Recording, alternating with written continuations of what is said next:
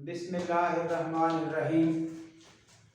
Integration basic जो continue है उसका लेक्चर नंबर 3 आ गया है यहाँ पर, और फार्मूला हमारा वही सिंगल कंटिन्यू है। फिर से वो रिवाइज किया जा रहा है। उसमें अब अमेंडमेंट कौन सी हुई है उस फार्मूला में? Minor c change, f x की power n f dash x. इसकी प्रैक्टिस हम पिछले 3 लेक्चर्स में इतने ज़्यादा कोई 15 के करीब क्वेश्चंस डील कर चुके हैं। अब इसी को आगे कंटिन्यू करते हुए, यानी कि अगर पावर के अंदर वाले का डेरिवेटिव साथ मौजूद हो तो इस होल की पावर पर ही पावर फार्मूला यूज हो सकता है। स्पेशली अगर इस n की जगह पर माइनस का 1 आ जाए, अगर ये पावर नेगेटिव 1 आ जाए, बस सिंगल स्टेप केस है, तो वही पोजीशन कुछ इस फॉर्म में आ जाएगी। और ये जब नीचे शिफ्ट किया जाएगा इस -1 पावर को, तो ऐसे आ जाएगा एफ एक्स, वो पावर नीचे आके +1 हो गई, उसको लिखने की जरूरत नहीं है। अब डेरिवेटिव स्टिल अपनी जगह पर ये एज इट इज है, जो डेरिवेटिव साथ था वो अपनी जगह उसी तरह से है। ये आपके पास नीचे एफ एक्स आया है, तो ऐसी पोजीशन में आंसर होगा log ऑफ दिस फंक्शन। ये जो कुछ पावर के अंदर आ रहा है उसी का अब log होगा। ये याद रखने का तरीका भी अभी आपको मिल जाएगा कि किस तरह पता चलेगा, अगर बच्चे को याद ना रहे, कि इस फार्मूला का आंसर एक्चुअली पावर फार्मूला ही है, लेकिन लॉग वाला आंसर कब लिखना है वो अब इस क्वेश्चन को डील किया जाएगा, उसमें आपको अंदाजा हो जाएगा। हाँ जी, ये क्वेश्चन है एक्सरसाइज 3.2 का।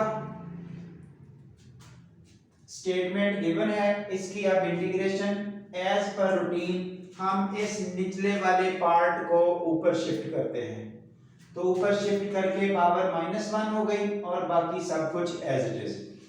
अब पावर के अंदर जो स्टेटमेंट ये वाली मौजूद है, इसका जरा डेरिवेटिव नोट कर रहे हैं, वो होगा 2ax इस x² का, आगे आएगा प्लस का 2b, x का 1 हो जाएगा, कांस्टेंट का 0, यहां से 2 common, remaining is ax plus b।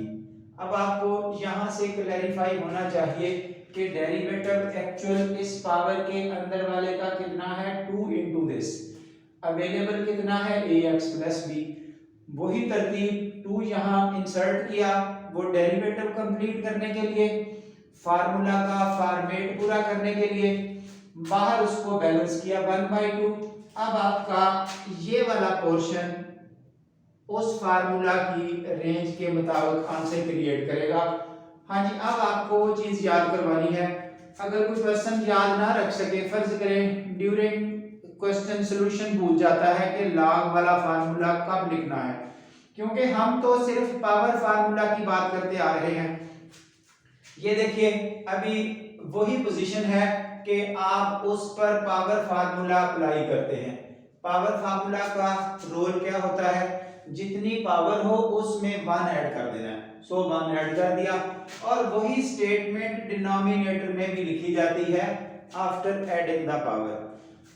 Result क्या होगा, ऊपर तो जो स्टेटमेंट भी आ रही है उसकी पावर 0 हो गई, -1 + 1, तो डिनोमिनेटर में भी 0 हो गया। किसी नंबर की 0 पावर 1 होती है, ऊपर आंसर 1 आ गया, नीचे 0 आ गया, तो आंसर इज अनडिफाइंड। यहां हमें आंसर नहीं मिला, पावर फार्मूला का फेलियर आ गया है। यानी कि अब याद करने की बात कहने लगा हूं, अगर कोई बच्चा ये चीज याद नहीं रख पाता कि जब पावर -1 हो तो लॉग वाला आंसर आता है, तो फिर क्या करेगा, वो रूटीन में पावर फार्मूला को अप्लाई कर देगा, ज्यादा से ज्यादा पावर फार्मूला का फॉर्मेट पूरा करके अप्लाई करेगा, तो नेक्स्ट स्टेप में उसको आइडिया मिल जाएगा कि वी गेट नथिंग, हम इसकी इंटीग्रेशन नहीं कर पा रहे, हम तो अनडिफाइंड पे पहुंचे, तो फिर माइंड स्ट्राइक करेगा बच्चे का कि ये लॉग वाला आंसर आना चाहिए। तो इस तरह स्टेप के बाद अंदाजा हो जाएगा, जब चंद क्वेश्चंस की प्रैक्टिस हो जाएगी, उसके बाद फौरी तौर पर देखते ही -1 पावर को आपका माइंड फौरी उधर जाएगा कि इस जगह पे लॉग वाला सॉल्यूशन लिखना है। तो इस तरह से ये याद रखना भी आसान है, और हमें उसी तरफ रहना है कि we need only one formula that is power one. वो पावर रूल की ही एप्लीकेशन हम एक्चुअली करते जा रहे हैं। सो ये रहा अब लॉग ऑफ दिस। इसके अलावा एक चीज और है, जो लॉग वाला आंसर जब लिखना है तो ये पॉजिटिव नंबर्स का एग्जिस्ट करता है, नेगेटिव वैल्यूज का लॉग इमेजिनरी नंबर्स क्रिएट करेगा। तो रियल सिस्टम में रहते हुए हम वर्किंग कर रहे हैं, इसलिए अगर कहीं लॉग के आगे नेगेटिव नंबर क्रिएट होता है तो उसका आंसर यूं मॉड बना के प्लस हो जाएगा, फिर उसका लॉग सॉल्वेबल होगा। तो इस चीज को देखते हुए हम लॉग के जितने भी आंसर्स लिखे जाएंगे उनको मॉडुलस वैल्यू में लिखेंगे ताकि वो पॉजिटिव रहे।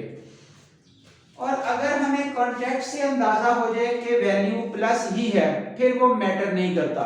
यानी कि अक्सर ऐसे कभी कभी आ जाएगा e की x, इसका लॉग लिखना है, तो जो एक्सपोनेंशियल फंक्शन है वो कभी भी नेगेटिव नहीं होता। वहां पर आप ऐसे लिख दें या अगर ऐसे भी लिख देंगे ये मैटर नहीं करेगा, क्योंकि हमें कॉन्टेक्स्ट से समझ आ गई है कि ये अब वैल्यू नेगेटिव हो ही नहीं सकती, पॉजिटिव है। लेकिन पॉजिटिव हो या नेगेटिव ये एक जगह एडजस्ट कर लें कि लॉग के आंसर मॉडुलस फॉर्म में ही लिखेंगे हम। हाँ जी, ये सॉल्यूशन कंप्लीट हुआ। वही वैल्यू जो पावर के अंदर आ रही है उसी का लॉग लिखना है, बाकी सब कुछ अपनी जगह। अब देखिए ये थी डिटेल इसकी। अब कुछ क्वेश्चंस अदर एक्सरसाइजेस से 3.2 से ये एक लिया। अब 3.3 का क्वेश्चन नंबर 4 स्टेटमेंट ये सामने है। log x ये वाला पार्ट हम ऊपर शिफ्ट कर रहे हैं, -1 नीचे वाला x अपनी जगह। उसके बाद इसकी वो एडजस्टमेंट थोड़ी सी करके दिखा दी है। ये नीचे से x राइट साइड को शिफ्ट किया तो वो 1x/x फॉर्म में लिखा। अब आपको ये उस सेंस में समझ आ रही है कि पावर के अंदर जो स्टेटमेंट आ रही है log x, उसका इसका डेरिवेटिव होता है 1/x, वो ये रहा साथ मौजूद है। सो इसकी पावर -1 में जब एक ऐड करेंगे, वंस अगेन देख लें नीचे भी आपके पास उसी तरह से -1 + 1 होगा। तो यहां से आइडिया मिल जाएगा कि डिनोमिनेटर में हमारा 0 क्रिएट हो रहा है और अल्टीमेटली अनडिफाइंड है। सो -1 पावर के मुताबिक हमें जो कुछ पावर के अंदर आ रहा है वो लिखना है, उसको मॉड में लिख के बाहर एक लॉग और लगा देना है, log of the value under the power -1। ये रहा इसका सॉल्यूशन। हाँ जी, इसी एक्सरसाइज का क्वेश्चन नंबर 5 देखिए, ये स्टेटमेंट है। हाँ जी, अब इस वाले पोर्शन को हम ऊपर शिफ्ट कर रहे हैं। ऊपर शिफ्ट करके पावर बनी -1, ये e की x एज इट इज। अब पावर के अंदर ये हिस्सा है, तो इसमें जब इसका डेरिवेटिव क्रिएट करेंगे तो e की पावर x का डेरिवेटिव e की पावर x ही होता है, उस 3 का 0 हो जाएगा। सो ये स्टेटमेंट अवेलेबल है साथ। वंस अगेन पावर -1 है तो उसी तरह से सॉल्यूशन क्या आएगा, ये जो हिस्सा -1 पावर के अंडर में है वो लिखा गया और बाहर मॉड लगाया गया, उससे ऑनवर्ड लॉग अप्लाई कर दिया, log of the same statement plus c। उसके बाद ये एक क्वेश्चन एक्सरसाइज 3.6 का लिया जा रहा है, क्वेश्चन नंबर 7। उसके क्वेश्चन हम कोई 8-10 कर चुके हैं कंटिन्यूसली पिछले लेक्चर्स में। ये एक ड्रॉप किया हुआ था दरमियान में, क्योंकि इसका लॉग वाला आंसर आना था, तो ये लॉग वाली कैटेगरी एक जगह इकट्ठी करने की कोशिश की गई है ताकि बच्चे को एक ही कैटेगरी के तमाम क्वेश्चंस एक जगह मिले, उसको ज्यादा से ज्यादा प्रैक्टिस उस रूल की मिले, फिर उस रूल की अंडरस्टैंडिंग 100% हो जाती है। हाँ जी, आप देखिए x² + 1 ये स्टेटमेंट रही। हम इस स्टेटमेंट को नीचे से ऊपर शिफ्ट कर रहे हैं क्योंकि हमें वर्किंग ही इस पावर फार्मूला की आती है। हमने सोचना ही ये एक वे है जिसका शुरू में बता दिया कि 60% क्वेश्चंस इस बुक के इसी तरह कंट्रोल हो जाने हैं और हमें लगेगा कि हमें काफी हद तक इस पे ग्रेप आ चुकी है, इस इंटीग्रेशन पे, जो एक्चुअली लग रही होती है कि शायद हैंडल नहीं होनी। हाँ जी, इस पावर के अंदर वाले हिस्से का डेरिवेटिव 2x, x अवेलेबल है, 2 नहीं है वो खुद लगाया, बाहर 1/2 बैलेंस किया, अब ये वाला पार्ट आपका फॉर्मेट पूरा कर रहा है जिसके मुताबिक पावर फार्मूला में इन एक्शन होना था। तो पावर फार्मूला में -1 की वजह से अनडिफाइंड हो जाएगा, इसलिए पावर के अंदर वाले हिस्से का लॉग लिखा।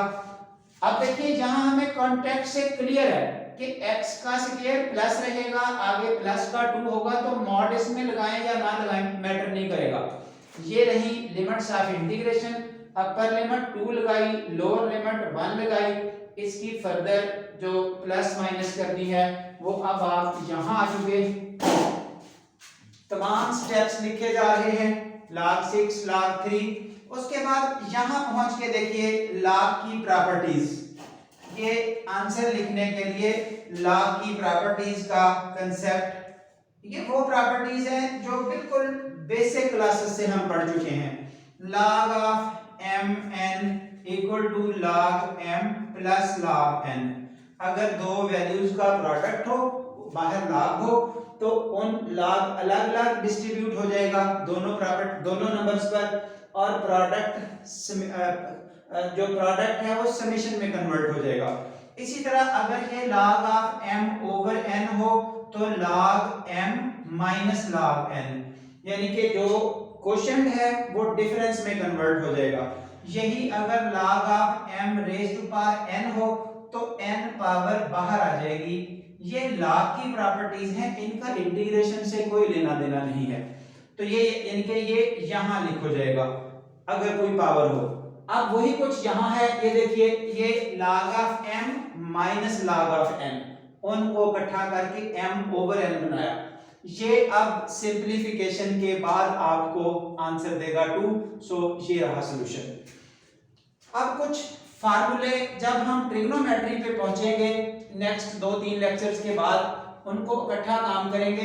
तो ट्रिग्नोमेट्री में ये कॉट, टेन, सीकेंट, कोसीकेंट, इनके फार्मूलों की जरूरत पड़ेगी, जिस जगह बच्चा फिर ज्यादा परेशान हो रहा होता है, क्योंकि पीछे से डेरिवेटिव और आगे से इंटीग्रेशन, उनका रिवर्स प्रोसेस, और वो इस तरह की कंफ्यूजन हो रही होगी कि वो बच्चा उसको मेंटेन करते करते डिस्टर्ब होता है।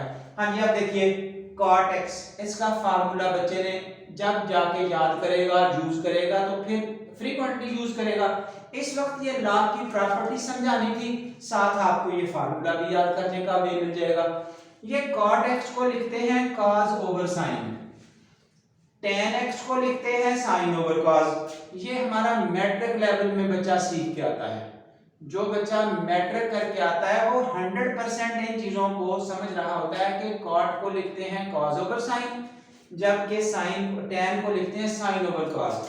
उसके बाद यहां से नीचे से sin ऊपर शिफ्ट किया, पावर -1, और ये cos साथ है एज इट इज।